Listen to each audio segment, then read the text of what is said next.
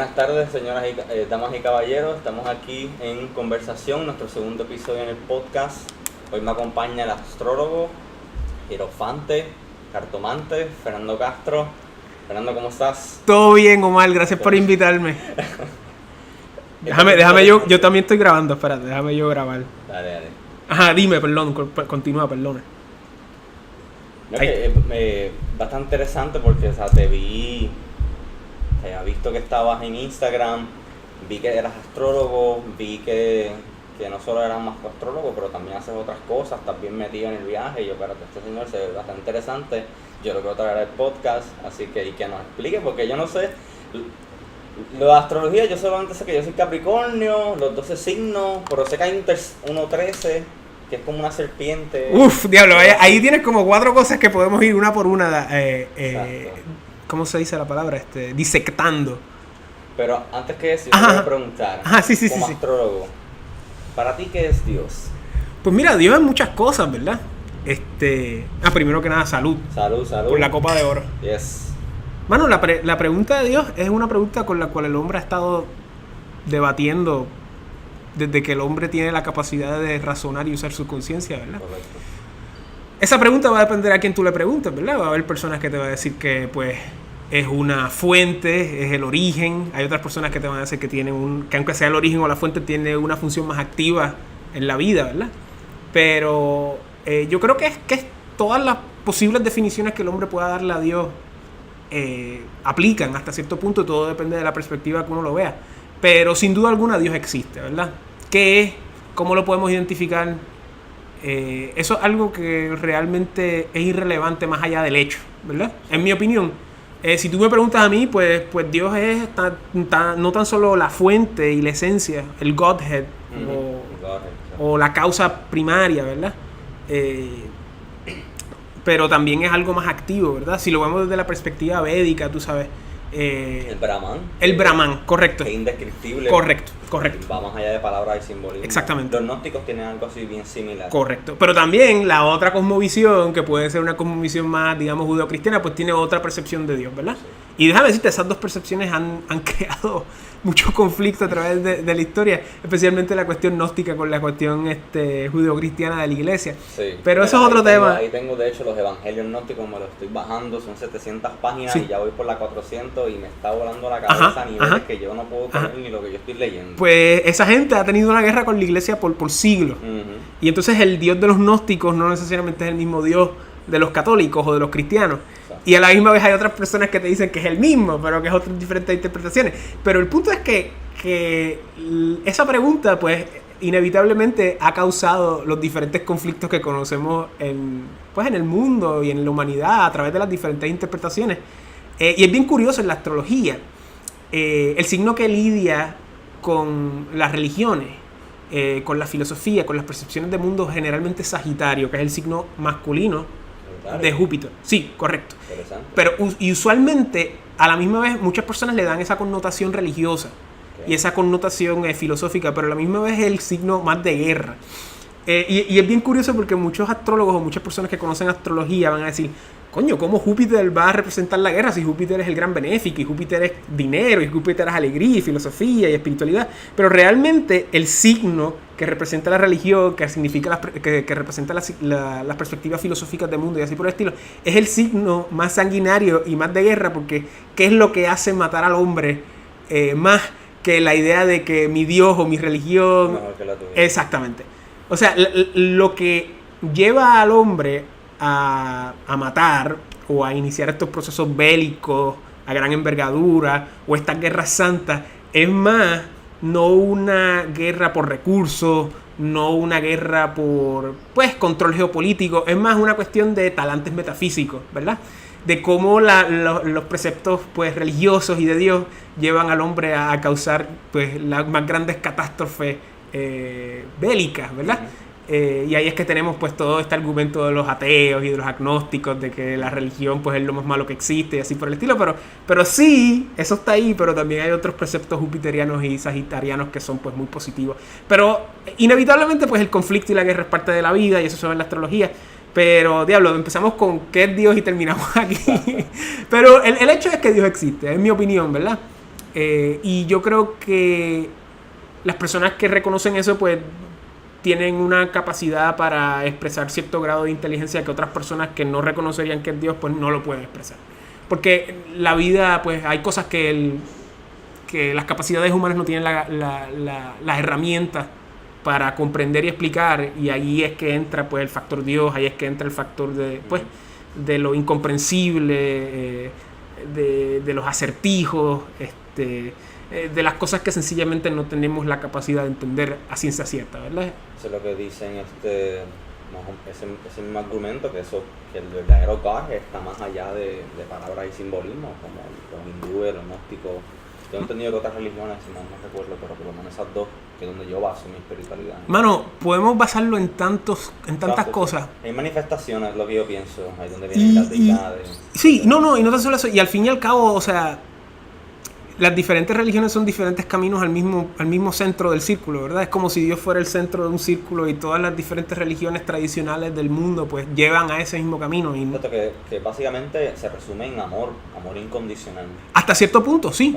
Sí, definitivamente. También se puede resumir en balance, se puede resumir en un montón de otros conceptos. O sea, podemos pensar en el yin-yang, podemos pensar en el amor incondicional de Cristo, o sea...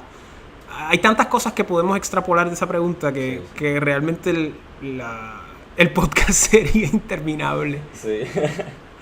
Y luego me habías dicho que te especificabas en la astrología védica. Hasta cierto punto, sí. Exacto, védica viene siendo lo que son el hinduismo, ¿verdad? Para nuestro correcto, pero hasta cierto punto la palabra hindú e hinduismo es una construcción occidental. Porque la palabra hindú sale... pues de la expansión, bueno, desde que lo tenemos históricamente corroborable, es desde la expansión helenística de Alejandro Magno, en el segundo siglo antes de Cristo, pues ellos llegaron hasta la India. Y le pusieron India porque el río se llamaba Hindux, ¿verdad? Y los hindúes eran los que estaban más allá de ese río.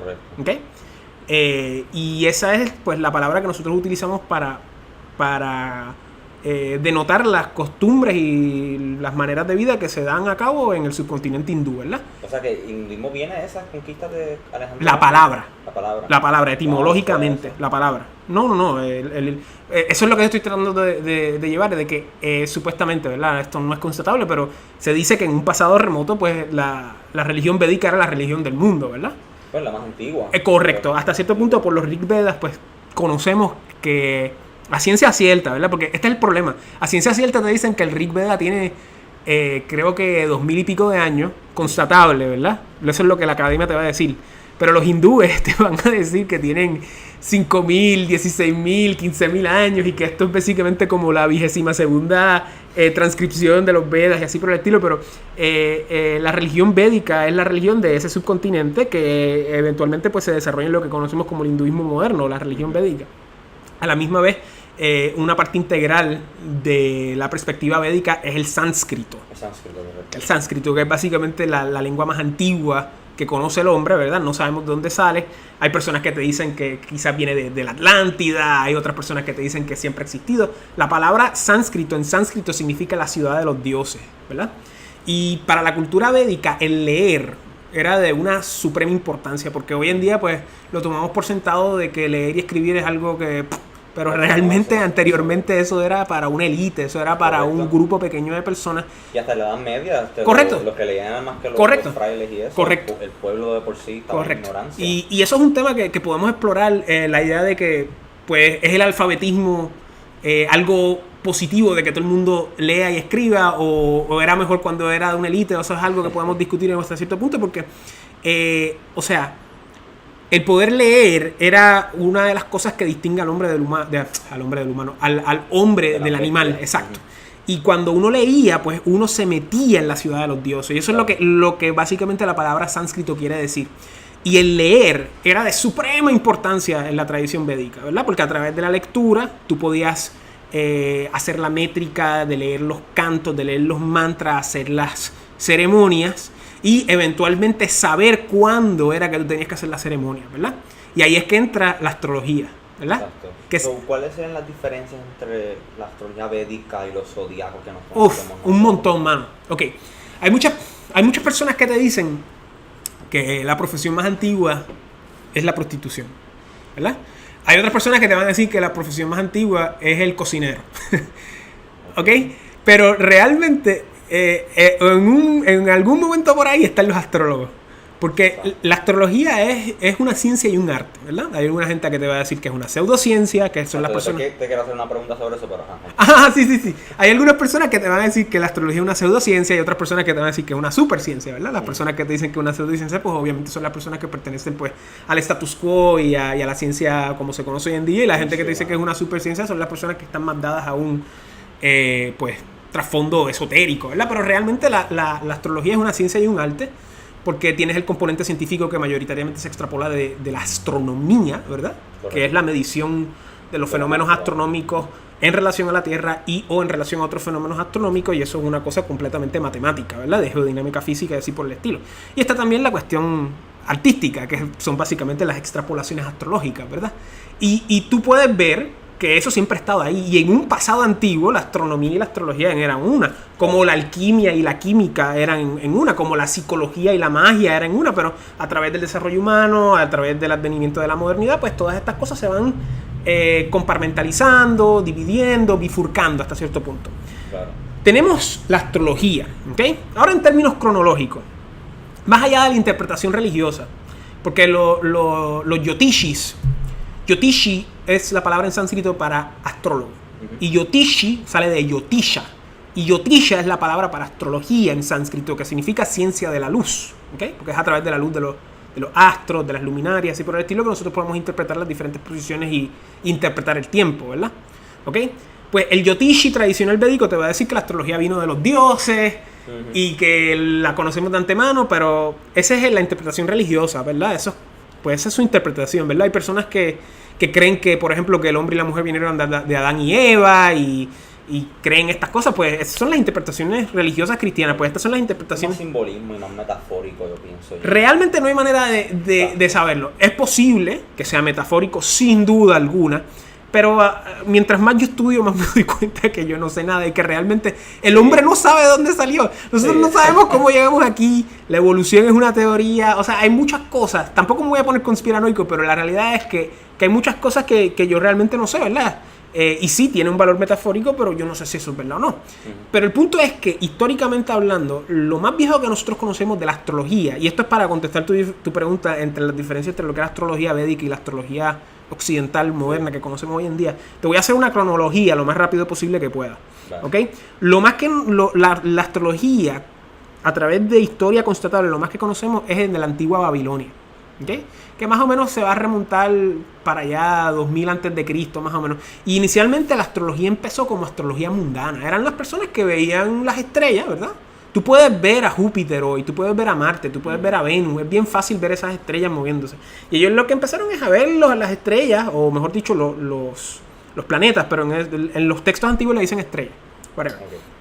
Tú lo ves moviendo, entonces ellos interpretaban eso como augurios de cosas que podían pasar en el reino. Después ellos iban a donde el rey, le decían: rey, hay que sembrar más cultivos este año porque quizás por los augurios de los planetas pues va a haber una sequía, así por el estilo, un ejemplo. Okay. Empieza como astrología mundana. Después de eso vemos que hay diferentes desarrollos de diferentes artes de astrología en otras partes, especialmente en Egipto. Y vemos que en Babilonia se empiezan a desarrollar los conceptos de los planetas y los signos, mientras que en Egipto se empiezan a desarrollar los conceptos de las casas. Obviamente los signos sabemos que somos, no lo tengo que explicar, los 12 signos del zodiaco. Sabemos que son los planetas, que son las casas. Las casas son básicamente la división del firmamento. Las casas son 12. 12, correcto. Es la división del firmamento, básicamente del firmamento del observador, ¿verdad?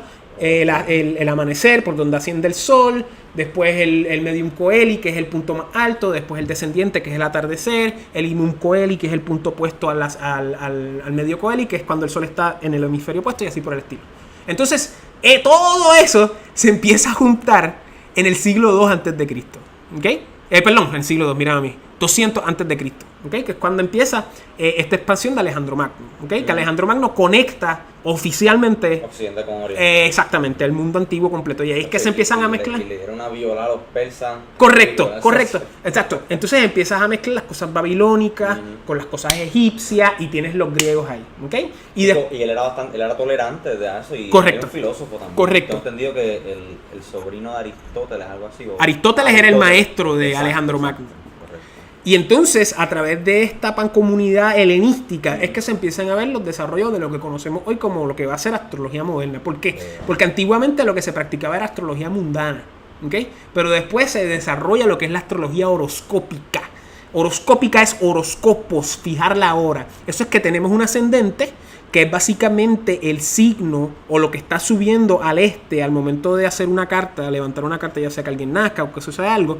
Al tú tener un ascendente, tú puedes setear todas las casas de la carta, ¿verdad? Okay. Y ahí es que entra la astrología horoscópica, que es la astrología natal, que es la astrología que conocemos de nacimiento, la astrología eleccionaria, de saber el momento preciso para hacer algo, ¿verdad? Yo quiero abrir un negocio. Pues tú vienes a un astrólogo y el astrólogo te va, o sea, tú vas a un astrólogo y le vas a preguntar cuál es la mejor fecha para yo abrir un negocio. Y el astrólogo te va a decir cuál es la mejor fecha usando astrología eleccionaria. ¿Ok? Está el Muhurta o la astrología horaria, Muhurta es astrología eleccionaria. El Prashna, que es la astrología horaria, que básicamente yo te contesto una pregunta con las posiciones de los planetas del momento. Por ejemplo, voy a hacer un negocio y me voy a hacer una asociación con este tipo. ¿Es una buena idea? Pues al momento que tú me preguntas esa pregunta, yo levanto una carta y te contesto la pregunta con las posiciones de los planetas, ¿ok? Esas son las diferentes ramificaciones de la astrología. Hay otras ramificaciones que no vamos a discutir. La astrología mágica, de hacer talismanes. Está la astrología económica, de constatar los mercados bursátiles y la bolsa con los astros y así por el estilo. Pero ese es el comienzo de la astrología como lo conocemos hoy en día, en el 200 antes de Cristo. ¿Okay? Después eso, supuestamente, pues esa astrología pues se va exportando a diferentes partes del mundo. Esa astrología se va exportando a la India, se va exportando a China, ¿verdad? Ya en China había una astrología, ya en la India había una astrología, pero esta astrología natal que conocemos hoy, que yo nací tal fecha y tú naciste tal fecha y vemos la carta, que es una foto de los planetas al momento que tú naces, y ahí podemos extrapolar cuestiones de tu pasado, presente y futuro y cuestiones psicológicas de tu persona. Pues eso empieza ahí, ¿verdad? Okay. Y después ese desarrollo helenístico se acapara y se adopta en el mundo romano. Ahí es que llega a su momento más alto. Después viene la cristiandad persigue a la astrología se tiene que mudar al mundo árabe. Todo este momento la astrología se está desarrollando en la India, autóctonamente, que eso vamos a llegar allí. Después del mundo árabe, el mundo árabe también se incorpora un poco de esa astrología al mundo hindú. Exacto. Después empieza la cristiandad, empieza el medioevo y la astrología se va metiendo poquito a poquito en el mundo medieval europeo, pero no es hasta el Renacimiento. Sí, que entonces se vuelve. Correcto. No obstante, en España mora había mucha astrología y después de la Reconquista muchos textos helenísticos que se habían guardado en el mundo árabe vuelven a Europa a través de las traducciones del árabe. Claro. Y entonces ya en el mundo medieval, ya en esa transición al Renacimiento, es que se empieza a florecer nuevamente la astrología. La astrología tiene un renacimiento más para el medioevo tardío y ya en el Renacimiento tiene su máxima expresión tradicional, ¿verdad? Claro. Pero después en el siglo XVIII empieza a decaer. Y en el siglo XVIII ese es el Age of Enlightenment. Correcto. En el siglo XVIII la astrología por poco se pierde por completo. Sí, es básicamente la razón. Empiezan diciendo que la razón ahora es la que correcto. Va a ser humano, olvídense de esto. Correcto. Y eso lo que trajo fue eventualmente, yo pienso, que un nihilismo que se ve en el siglo XX. Mano, eso es un tema para otro podcast, pero sí hasta cierto punto. Pero lo que te quiero decir es que vamos a parar en el siglo XVIII. Todo este tiempo la astrología se estaba desarrollando en la India, ¿okay?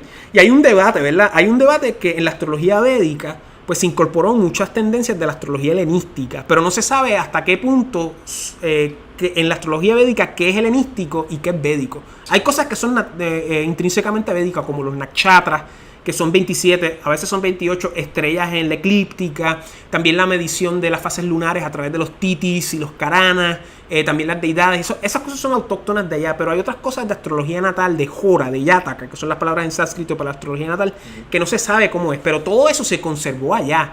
Técnicas del mundo helenístico, técnicas del mundo árabe, especialmente los persas, se conservó allá, mientras que pues la astrología pues se persiguió, el cristianismo persiguió la astrología, el islam persiguió la astrología. Claro, el islam era un poco más tolerante con la astrología, especialmente en las cuestiones especialmente los persas, porque los persas pues no son árabes, ¿verdad? Y los persas crean su propia forma de islam a través del islam chiita, pero el punto es que a través de todo este tiempo la astrología se conservó mucho en la India. ¿Qué pasa? Siglo XVIII viene la alzada del cientificismo, la ilustración, la alzada del heliocentrismo, y la astrología pues se va decayendo. Y ahí es que tenemos lo que es la astrología tradicional, siglo II a.C. hasta siglo XVIII. Y no es hasta el siglo XIX tardío que se empieza a redescubrir la astrología, pero ya eso es astrología moderna. Eso tiene que ver lo que es el New Age. Correcto. Ok, pero eso, este es el abuelo del New Age. Todavía no hemos llegado ahí. En el siglo XIX tenemos dos factores que empiezan en el siglo XIX y después uno que empieza en el siglo XX, que son básicamente las reinterpretaciones espiritistas, el espiritismo, de estar en contacto con los espíritus y este tipo de cosas, las escuelas teosofistas. Ellos vienen y rescatan la astrología. Correcto. Pero no tan solo eso, le añaden diferentes cosas que antes no existían. Los planetas transaturninos, Urano y Neptuno, Plutón no se ha descubierto todavía hasta 1931. Le añaden también los conceptos de evolución, le añaden los conceptos de progreso, que son ideas modernas, y se va aplicando principios psicológicos a la astrología, que eso no existía tan desarrolladamente en el pasado como antes. O sea, la astrología antigua, tradicional, era cuándo voy a casarme, cuándo voy a hacer dinero, esto es un buen momento para atacar o hacer la guerra, este no es un buen momento para hacer la guerra, así por el estilo. El punto es que con esta interpretación espiritista, con las escuelas teosóficas y con la psicología del siglo XX, se crea lo que conocemos hoy en día como es la psicología moderna, la astrología moderna, que tiene un componente psicológico muy fuerte y una perspectiva moderna muy, muy fuerte. Y entonces eso, en el siglo XX, es el renacimiento moderno que conocemos de la astrología. Y ahí se le pega el fenómeno mediático, que es la cultura de los horóscopos. Que la cultura de horóscopos lo que tiene son escasamente... El primer horóscopo se publicó en Londres en el 1930 y pico, para celebrar el nacimiento de la hermana de la reina Isabel de ahora, que se me olvidó el nombre, yo creo que ella murió.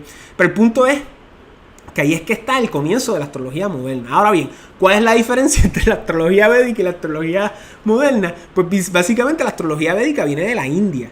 Tiene como trasfondo todo el conocimiento espiritual védico, que eso es algo muy rico de la astrología védica, porque la astrología védica tú la puedes pegar a toda la epistemología védica. Tú puedes usar Ayurveda, que es la ciencia de la nutrición y la salud. Tú puedes usar el Vastu, que es el Feng Shui védico. Tú puedes utilizar los preceptos del yoga. O sea, tú puedes... ¿Por qué esa gente están tan iluminada? Correcto. Porque ellos se han mantenido, ellos han logrado mantener todo ese conocimiento. Nosotros no. Nosotros destruimos los templos de Grecia y de Júpiter. Y Alejandría. Exacto. En Alejandría, exactamente, Alejandría es clave para el desarrollo de la astrología, especialmente en esa época helenística. Y esa es la astrología védica. La astrología moderna que nosotros conocemos es esta astrología moderna que fue un renacimiento del siglo XIX y siglo XX. Y son diferencias, ¿verdad? Uno, o la astrología moderna que nosotros conocemos aquí en Occidente, enfatiza más las interpretaciones psicológicas que las interpretaciones de predicción. Mientras que la astrología védica incorpora más predicción que interpretación psicológica, pero ya en la Jyotisha moderna, en la astrología védica moderna, las dos cosas son más o menos iguales. Y hoy en día hay mucha mezcla entre lo que son cosas modernas y cosas tradicionales, pues porque las personas no conocen bien. Y de hecho yo voy a dar una conferencia ahora en junio sobre esto precisamente en internet, de las diferencias entre lo que es astrología tradicional y astrología moderna, que las personas muchas veces no pueden lograr identificar las diferencias. Pero para contestar tu pregunta, después de esta diatriba y de esta explicación innecesariamente larga, la astrología védica tiene como contexto, el trasfondo védico, mientras que la astrología moderna tiene como trasfondo pues la psicología y obviamente el contexto moderno. ¿Okay? Pero los dos utilizan los mismos signos, los dos utilizan los mismos planetas, utilizan las 12 casas. La diferenciación es que la astrología moderna recae más en interpretación psicológica, utiliza los planetas transaturninos, más allá de Saturno, Urano, Neptuno y Plutón. Urano se descubrió en 1781, Neptuno se descubrió en el 1840 y algo, me puedo equivocar, disculpen, y Plutón se descubrió en 1930-31. ¿Okay? Y otras cosas también son las divisiones de casas, que we're not gonna get into that porque eso puede ser complicadito. En la astrología tradicional siempre usan casas de signo completo. Pero ahí está. O sea, que aquí hay mucho más de lo que piensa. Mano, es que el problema es que se popularizó la astrología a través de estos fenómenos mediáticos, de los horóscopos y todo esto, pero la gente no conoce de que de la misma manera que hay personas escribiendo de filosofía desde hace miles de años, hay personas escribiendo de astrología desde hace miles de años. Sí, sí. O sea, podemos... Es una ciencia antigua. No, y no tan solo eso, es más vieja que la filosofía muchas veces. Porque como te mencioné anteriormente... Porque ahí sale la espiritualidad de correcto. Los hombres ven las correcto. estrellas y claro, también las consumiendo plantas alucinógenas. Pues claro. Esas dos combinaciones donde empiezan a salir la espiritualidad del hombre. Ajá, que estamos viviendo cava aquí, exactamente. Está bueno, fíjate, yo no bebo tanto. Sí. Bueno, apenas bebo, pero está bueno. Sí, es para celebrar. Y déjame decirte, y esto es algo que yo no conocía, o sea, que uno no conoce. La gente piensa, tú le dices astrología y ¿qué piensan? Piensan en Walter Mercado, piensan en horóscopo. Ajá. No, pero voy allá. O sea, la gente piensa en Walter Mercado, piensa, mira, esto es tan fácil. La luna está en Géminis, vamos a sentir muchas emociones. La comunicación va a estar frustrada por estos sentimientos de apego. O sea, yo puedo hacer eso porque muchas veces lo que hacen estos tipos es que cogen la interpretación vamos a decir, la luna en Géminis. Pues cogen luna y Géminis, lo mezclan y hacen un show. Pero eso no es astrología. Entonces tú no hablas de la astrología natal, tú nada más hablas de esta astrología pop del sol. O sea, hay mucho más allá. O sea, claro. Describir tu personalidad a través de la posición del sol es como si yo te dijera tu estado de salud por tu corazón. Si yo te dijera cómo tú eres por tu cara. O sea, que yo te dijera tu pasado, tu presente y tu futuro por la forma de tu oreja. O sea, no estoy diciendo que eso no se pueda hacer porque hay personas que tienen unas habilidades increíbles que sí podrían hacerlo. Pero eso es meramente una pequeña pieza de un rompecabezas mucho más grande. ¿Okay? Y eso es lo que las personas tienen de idea de lo que es la astrología por su masificación. Pero las personas no saben de que hace miles de años... O sea, tenemos el Tetrabiblios de Ptolomeo, tenemos la antología de Vitius Valens, en la tradición védica tenemos a Brihat Parashara Horashastra, tenemos a Brihat Jataka de Varaha Mihira. O sea, tenemos tantos textos. Y yo no traje ninguno conmigo, pero te los puedo enseñar por internet cuando terminemos. O sea, hay tanto material histórico que existe para respaldar de que hay una epistemología bien rica de astrología en diferentes culturas. Y no tan solo eso, el mismo status quo. De hecho, hay una cosa que se llama el catálogo, el CCAT, creo que se llama, el Catalogus Astrologicum. Nada, el punto es que en finales del siglo XIX, un montón de historiadores europeos se dieron a la tarea de catalogar todos los textos astrológicos que habían en las bibliotecas europeas y rusas para crear un catálogo, porque los historiadores utilizaban los textos astrológicos para constatar cómo era la vida en el mundo antiguo.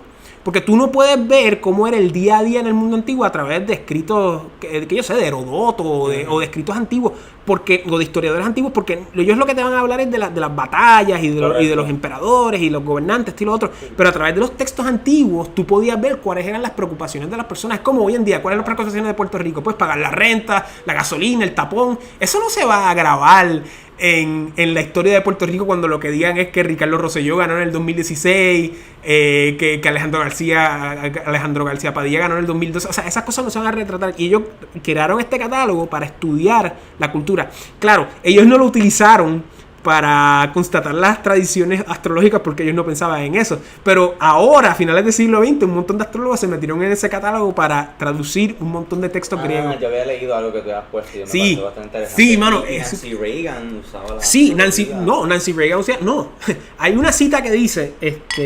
¿Cómo se llamaba este señor? JP Morgan decía que los millonarios no usan astrología. Los billonarios son los que usan astrología. Shit. ¡Ah! No te preocupes. Madre mía, y eso, que fui a 0 9 años, me cago en 10. Pero sí, hay muchas personas que usan astrología. No, y no tan solo eso. O sea, tenemos en la historia estas figuras extrañas, tú sabes. John Dee con la reina Isabel, tenemos a Rasputín con los Romanov. Siempre hay un tipo que se mete en estas cosas. Es más, en la política de Puerto Rico. ¿Verdad? ¿Quién es? Así. ¿Aquí? Ajá. Sí, aquí hay gente, sí, santeros. No, claro, todo depende de la escuela, ¿verdad? Pero, por ejemplo, la santería es bien intensa aquí en Puerto Rico. La santería es bien... Mira, yo me estoy leyendo un libro que se llama Los Brujos de Chávez. que es cómo los cubanos entrenan a inteligencia. Mira, los cubanos, el sistema de inteligencia cubano es el sistema de inteligencia más avanzado en el Caribe. ¿Por qué? Porque el sistema de inteligencia cubano lo montaron los rusos soviéticos. Y entonces lo que hicieron estos locos es que Chávez era un tipo bien supersticioso. El tipo se leía las cartas, se inició en el IFA, que es la santería. Y lo que hicieron estos tipos fue que ellos entrenaban a soldados en inteligencia secreta, pero a la misma vez eran babalaos, eran iniciados del IFA. Y lo que ellos hacían era que mandaban advisors a Venezuela, que eran babalaos, que a la misma vez eran inteligencia. O sea, estas cuestiones esotéricas están en todos lados. Sí, claro. Eso todos lados. Y nos podemos poner bien conspiranoicos, y hay diferentes escuelas, hay diferentes grados, porque a la misma vez hay diferentes jerarquías espirituales, ¿verdad? Y de hecho, y del mismo modo, hay magia astrológica, que eso es otro tema que podemos hablar en otro momento. Pero estos elementos siempre han estado por el hombre, y tienes que tener en mente, en el mundo antiguo, los astrólogos no los utilizaban para decirle al emperador o al rey cuándo se iba a casar. No, los astrólogos los usaban como inteligencia militar, para saber cuándo iban a atacar, para saber cuándo era que iba a empezar una incursión militar. Yo ahora mismo estoy discutiendo un texto con un amigo mío astrólogo de Nuevo México, que estábamos subiendo los videos a YouTube, de un texto que se llama el Yavana Yataka, que es del siglo II después de Cristo, y hay una parte de astrología horaria, que es la astrología que se hace al momento para contestar a una pregunta. Se dice prashna en sánscrito. Y la pregunta era ¿cuándo yo voy a invadir? Y estamos leyendo el texto que te dice si el sol está aquí, pues la incursión militar no va a ir bien, porque esto y lo otro. Si el sol está con Venus, pues se van a encontrar mujeres en el camino, así por el estilo. Es un viaje bien loco. O sea que básicamente, eso contesta entonces, o sea, te quería preguntar sobre qué piensas de las personas que dicen que la astrología es una pseudociencia. Bueno, realmente... Como Neil deGrasse Tyson, porque Neil deGrasse Tyson sí. Sam Harris. Claro, eso fue lo que te dije al principio. Exacto, o sea, sí, muchas personas que no conocen la astrología te van a decir que es una pseudociencia, porque lo que saben es Walter Mercado, horóscopo. No te van a hablar de así, bastante triviales. Y a la misma Y a la misma vez, o sea, tú no vas, es bien curioso porque tú no vas a encontrar muchos astrólogos que te digan, oh, la ciencia no funciona, la ciencia es un no te van a, pero siempre vas a encontrar científicos que te van a decir de que la astrología es una pseudociencia. Y el problema es que la astrología... en el razonamiento solamente, y eso es bastante limitado. Correcto. Sigue el razonamiento, pero también lo que es la creatividad. Pero no tan solo eso. Mira, hubo un astrólogo francés que se llamaba Michel Gauquelin. Y este tipo dedicó su vida a comprobar científicamente la astrología. Y él llegó a unas conclusiones que se llaman los principios de Marte. Él se dio cuenta, haciendo unos análisis de encuesta a través de la estadística, de que hay ciertos preceptos astrológicos de las posiciones de Marte que tú puedes concluir ciertas cosas respecto a la persona. Y el tipo hizo el estudio, hizo peer review, y un montón de organizaciones que se dedicaban a debunk cosas astrológicas le hicieron un montón de sabotaje a la misma investigación. O sea, hay una cosa... Hay algo aquí que no quieren... Claro, y eso es parte de la filosofía de la ciencia. Mira, había un tipo que se llamaba Thomas Kuhn, que es el padre de la filosofía de la ciencia, y él te decía que hay una cosa que se llama los paradigmas dominantes. Y los paradigmas dominantes es la manera en que las personas piensan y creen que el mundo es a través de la ciencia. Y que cambiar esos paradigmas dominantes toma mucho tiempo, toma mucho trabajo. Y la realidad es que los paradigmas dominantes pues se han vuelto en las instituciones hegemónicas científicas de nuestra era. Y para tú desprobar un principio científico, no meramente va a tomar un experimento o algo que lo cambie. Porque meramente el ser humano no es una persona lógica, el ser humano no es un ente científico. Hay ciertos aparatos sociales que lamentablemente toma mucho tiempo cambiarlos. Y ese es el problema con los paradigmas dominantes. Y ahora mismo, y de hecho hay personas que se han dedicado, especialmente Michel Gauquelin, que pueden buscar sus libros, francés. Él fue un astrólogo bien famoso en el siglo XX. Él murió en los 90, si mal no me equivoco. Y el tipo pues probó unos preceptos. Claro, no te probó todo, pero te probó unos principios que fueron muy buenos. Y ahora hay personas aplicándole principios helenísticos antiguos de la astrología griega antigua para llevar más allá de esas conclusiones. Pero, mano, las personas que dicen que es una pseudociencia pues usualmente no conocen la astrología. Claro, yo no te voy a decir aquí que la astrología es 100% perfecta, porque tampoco es así. Claro. O sea, la astrología era un tipo de psicología antigua.